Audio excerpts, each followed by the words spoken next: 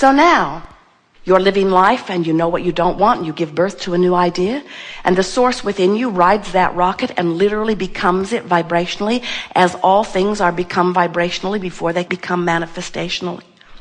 And so that non-physical part of you holds that vibration, and the law of attraction responds to it, responds to the increased wealth, it responds to the improved bodily condition, responds to the improved clarity, responds to the improved vitality and flexibility that your life has helped you to ask for. Because when you ask, it is always given. It is not just given, it is given, and the larger part of you becomes it. And then law of attraction begins to respond to that larger part of you. So now, since law of attraction is responding to everything, and this larger part of you is summoning from all of the resources of this boundaryless universe, all things necessary to give you the complete summation and manifestation of what you've asked for, what a powerful vortex is created around that idea. And to you, it feels like a pulling of you, and all things like you, all things like this idea that you've given birth to, are being called toward that too. And when you go, you feel eager. When you go, you feel elation. When you go, you feel euphoric. When you go, you feel energetic. You feel vitality. You feel frisky. When you don't go, you feel disappointed. When you don't go, you feel angry. When you don't go, you feel frustration or overwhelmment. In other words, every negative emotion that you feel is for one reason only. The larger part of you's calling you, and you're not going. Now, we want to clarify that statement because it wasn't completely accurate. Oh, you're going. You're going. The question is, are you going willingly? In other words, you can't not go. The current is strong. The becoming of you is happening. But often we see you take your raft down to this river, and you put your raft in, you've got your oars, and immediately you turn it upstream and begin paddling very hard. And we say, why not turn and go with the flow? And you say, oh, that seems very lazy to me. Anybody could do that. I think I should try harder. And I think I should go that way. We say, really? You want to go that way when every resource in the universe is calling you this way? And you say, yes, I'm going that way. Because I'm virtuous and valiant and vigilant and diligent. And look around. Look at all the others that were born around me. They're all going that way too. Because we've all heard, if we struggle hard, we'll get a monument. They'll write books about our struggle. We'll be famous. And after we die, our struggling friends tell us, that's when the real reward for our struggle will come. We say, really? How do you figure that out? The laws of the universe change then? Are you saying the laws of the universe don't apply everywhere? There aren't universal laws, there are earthly laws, and then there are spiritual laws, and they don't apply across the board? Law of attraction is a universal law. And your well-being is universally understood. And the source within you knows your value, and when you don't, you're paddling upstream. And then we say, and our physical friends rarely hear us in the beginning in the way that we want them to hear it. Then we say, and nothing that you want is upstream. Everything that you want is downstream, because everything is being held by that which you really are, and you're being called toward it, and that's why there is a stream. That's why you feel emotions. You can feel when you're moving toward who you really are.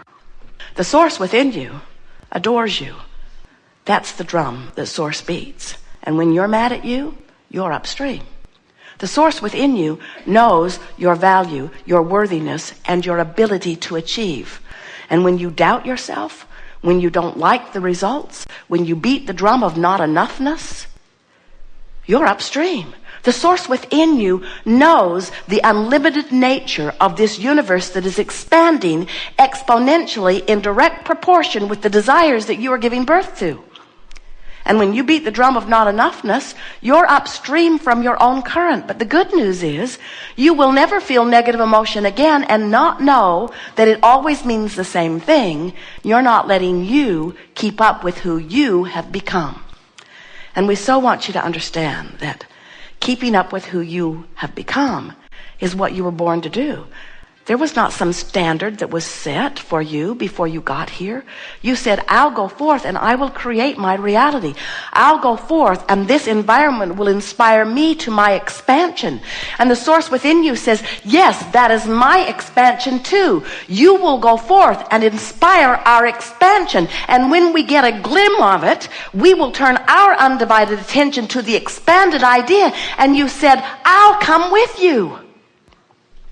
And you always do. When you croak, you close the gap.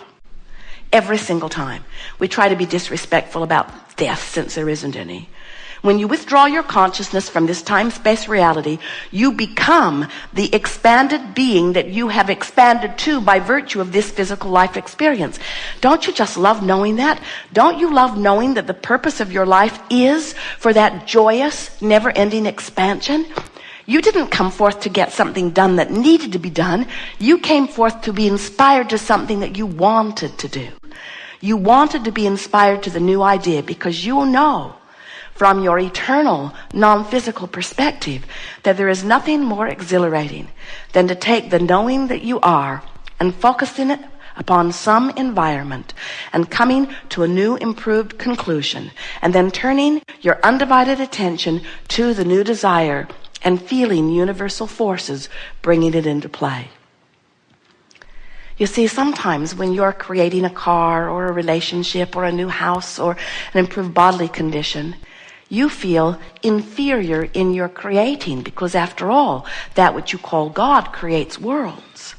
And we want you to understand that's exactly who you are and what you're doing.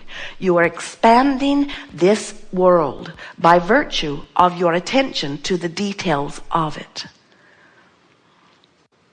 It's fun to talk with you and exhilarating to help you to remember who you are. And the theme of this Art of Allowing workshop is always the same. We want to show you ways that you can consciously keep up with who you are becoming. And we want to remind you that if your own life wasn't causing the larger part of you to become even more, then you would never feel negative emotion when you don't go. You only feel negative emotion when life has caused you to cause your stream to move faster, and you don't move along with it, you see.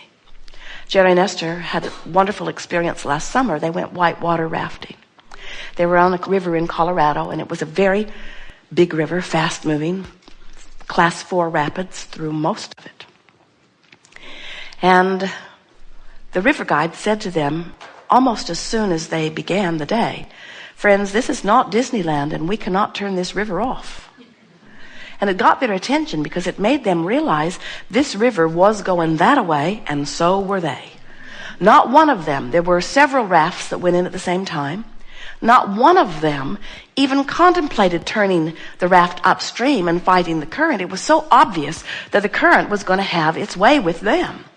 And we would like to make that obvious to you. We want you to know that this river of life, this source that is you, this source that you have caused to call you more and more and more downstream, will never stop calling you. Once you have actualized a desire by living life and giving birth to it, the source within you will call you to it. And when you go, oh, you feel so good. And when you don't feel so good. So we are eager to talk with you about anything that is important to you. You've been living life and throwing things out there into your vibrational escrow, and the source within you has received them and is holding them. And now in this gathering, we will find ways to call you easily toward that which your own life has caused you to become. That's why we call it the art of allowing, letting you be who your own life has caused you to become. Not getting you to be something that somebody else wants you to be. Not getting you to meet some other standard. There is no other standard. There is no gap other than the vibrational gap between who you really are and who you're letting yourself be in any point in time. Jerry and Esther have navigational systems. You do too. The system knows where they are. They program where they want to be, and the system gives them never-ending, incessant verbal and visual description, calling them toward where they said they want to be. Your guidance system is the same way, except that you feel it rather than reading it on a screen. It's what your emotions are. The better you feel, the more you are moving in the direction of who you have become. You don't have to turn your boat around and begin paddling rapidly toward all the stuff that you think is waiting for you downstream. In fact, even the idea that you have to paddle downstream means you don't understand the power of the stream. It will take you. You don't even have to turn your boat around. If you just let go of the oars, the current will turn your boat around. When you let go of the oars, which means when you stop trying, when you stop the struggle, when you stop defending or rationalizing or even focusing on what's wrong, when you stop the complaining, when you're no longer focused upon the absence of what you want, in the moment that you stop doing that, your boat begins to move toward what you want. And in that moment, you feel relief. And relief is the emotion that you want to reach for. Because it does no good whatsoever to compare yourself. Oh, I feel bad and you feel good. So what? Oh, I'm sad and you're happy. So what? The comparison of how anybody else is doing in their vibrational gap has nothing to do with you.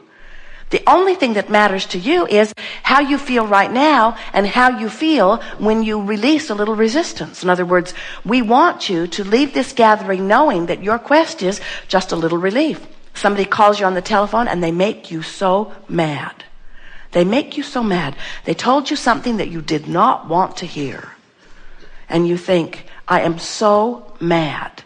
In the moment that you realize that you're feeling that way, what we want you to now realize is you're mad, but the source within you isn't. You're not feeling good. The source within you is. And so what you want to do is release the thought that's made you so mad, and in the releasing of it, you will automatically turn towards something that feels better.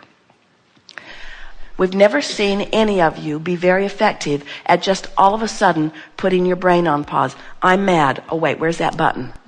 Oh, there. That's so much better. Who am I? Where am I? There is no pause button. In other words, you cannot turn your thinking mechanism off. You can only point it in different directions. So if you're angry about something and you don't want to be angry, find something that feels good. But the tricky thing is, if you're angry and have been there for a while and you say, oh, I think I'll turn my attention towards something that makes me feel wonderful, you don't have that broad of a range, because law of attraction won't give you a bright, fluffy thought when you are having one that is really angry. So the best you can do, and it's good enough, is find a thought that's a little less angry, a little less angry, a little less angry, until eventually you're a little less angry, and then you're not angry at all. You're just frustrated. And then you're a little less frustrated, and then you're not frustrated at all. You're hopeful.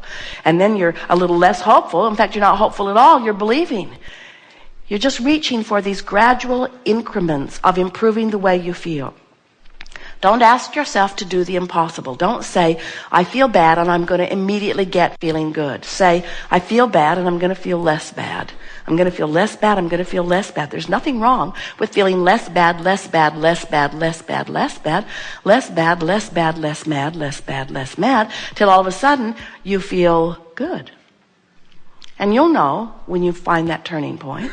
You'll know when you feel frisky again. You'll know when the day looks bright again. You'll know when the fog lifts up off of you. You'll know. Just don't demand the impossible. Just do it a little bit at a time. And that's what we're here to talk about. Anything you want. What is it? Very good. Begin right here. Stand if you think it's you. Yes, you are the one.